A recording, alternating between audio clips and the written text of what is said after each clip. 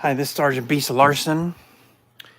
I'm talking about, I made a video, I did a live 2 weeks ago when it was the 10th anniversary, Ferguson, Missouri, when the 18-year-old Michael Brown incident happened and he was physically in altercation with the store clerk and then assaulted a police in a car, and there was a shooting and he is deceased.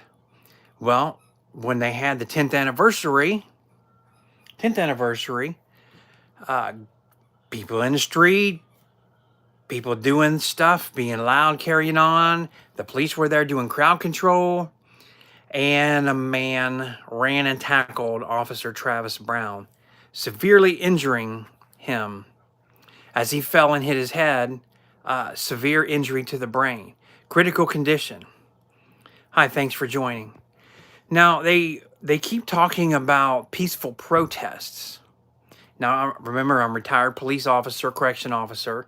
I've been on SWAT teams and riot teams. When you say it's going to be a peaceful protest, make it peaceful. I've been at these. I've been in the riot gear with the shields. I've been at them where they're peaceful and we just stood there and sweat.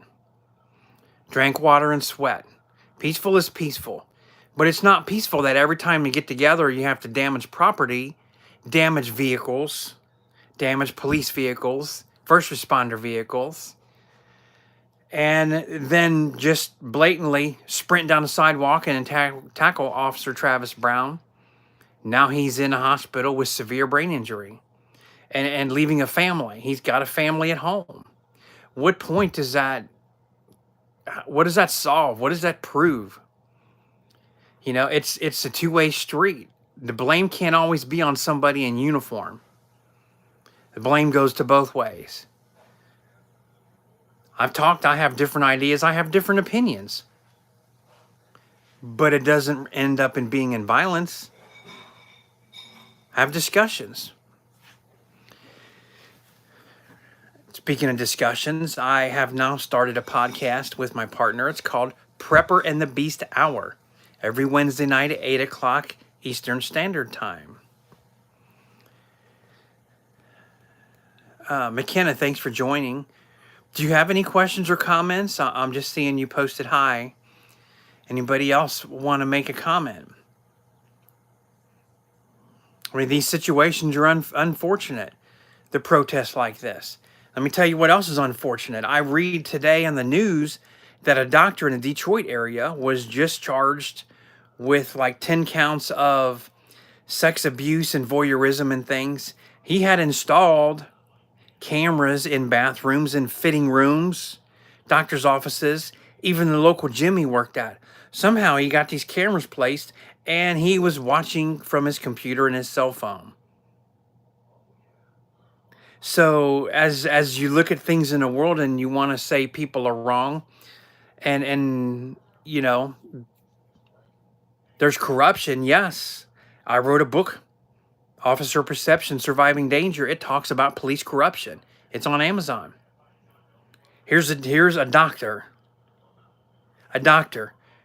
voyeurism, and also sexually assaulting a young child. Let me tell you something else that's wrong. In the state that I live in here in Kentucky, there's a dentist charged with 7 counts of tampering with evidence. I got to think it was a list. 7 counts of something, misinformation, written communication to commit fraud. But what involved a woman was murdered, and he is completely covering up and hiding this, but he's allowed to continue to run a dentist office. Now tell me that's not right. Snaggletooth, yes, thank you. That's a great story. I'll tell you later, but we just want to talk about, the protest at Ferguson that landed an officer injured. Should have never happened. It was not peaceful. As far as I know, that's the only injury of that night, but that's not peaceful. I'm sorry, Zio, I don't speak Spanish. What are your thoughts? What are your comments about this? These protests, these marches, getting permits A lot of states, a lot of cities require permits. 25 or hello Sweden there, digital aura. Most places require permits. I was at a prison in Georgia working in the riot squad. We went to Noonan, Georgia, and the permit down there allowed 50 people in a peaceful protest.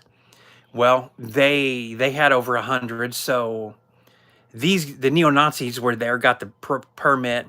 Antifa showed up, and then everybody showed up.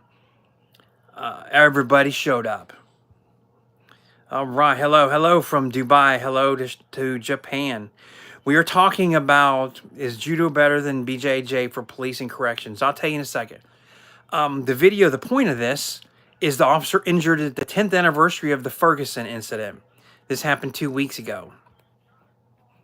A peaceful protest was not when the man ran and intentionally tackled Officer Travis Brown. His head slammed back right at the corner of the wall in the concrete sidewalk.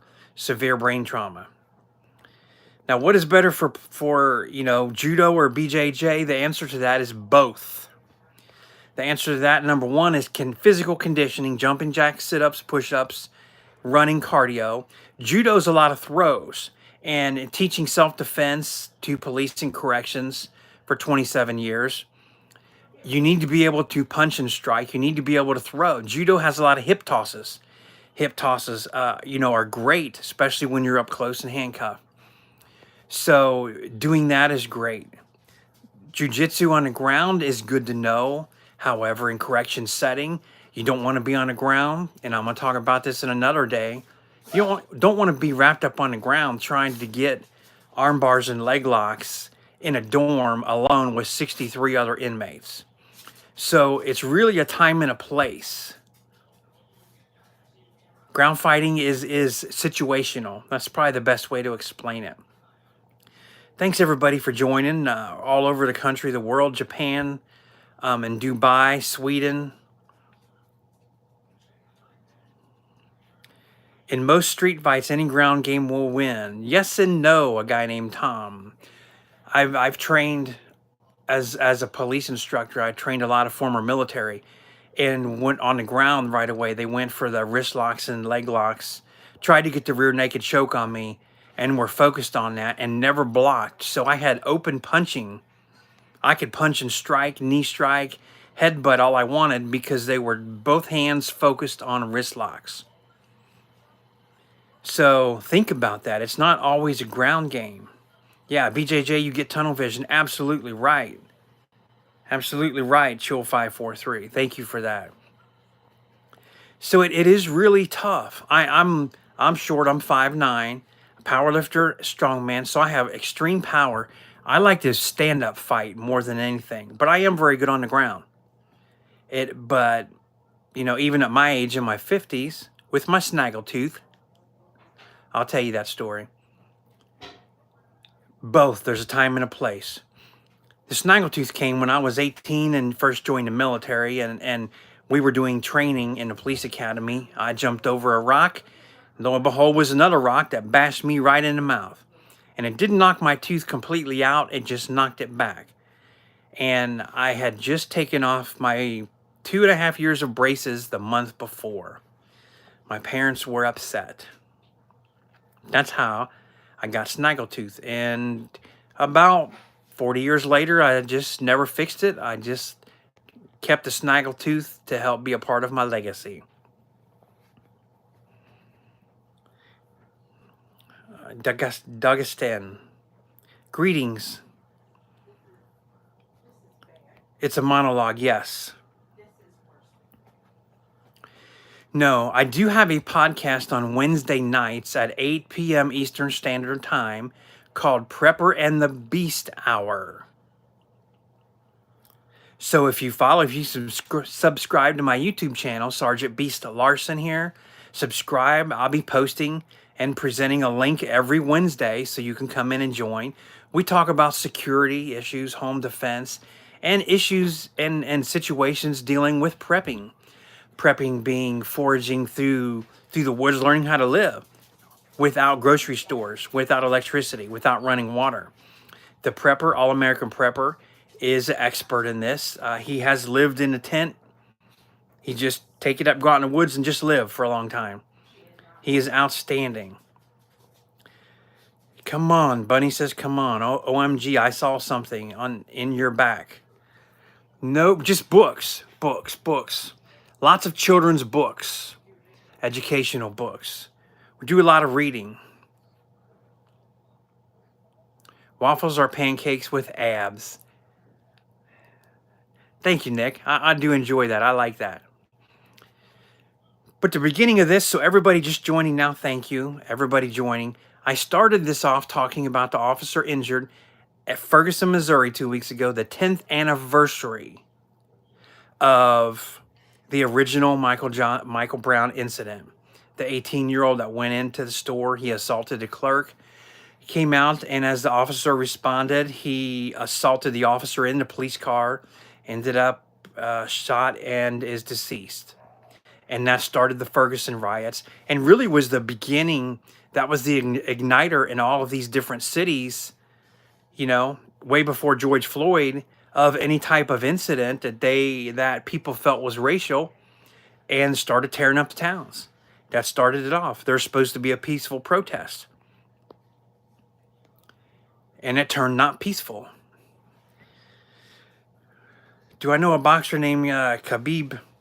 He sounds familiar. He is also from there, like me. Yes. Hi. Now that rings a bell. Yes. Excellent UFC fighter. I have watched many fights, and I would have to really, really consider a lot of money before I would fight with him in the ring. Snaggletooth and all, it'd take a lot of money to get me to fight him. But listen, I want to thank everybody for being here. Don't forget to subscribe my channel, my YouTube channel, Sergeant Beast Larson, so you can join every Wednesday. Last night was Wednesday night for us here in the United States. Every Wednesday, 8 p.m. Eastern Standard Time for the weekly podcast. Thanks again, and I'll see you soon.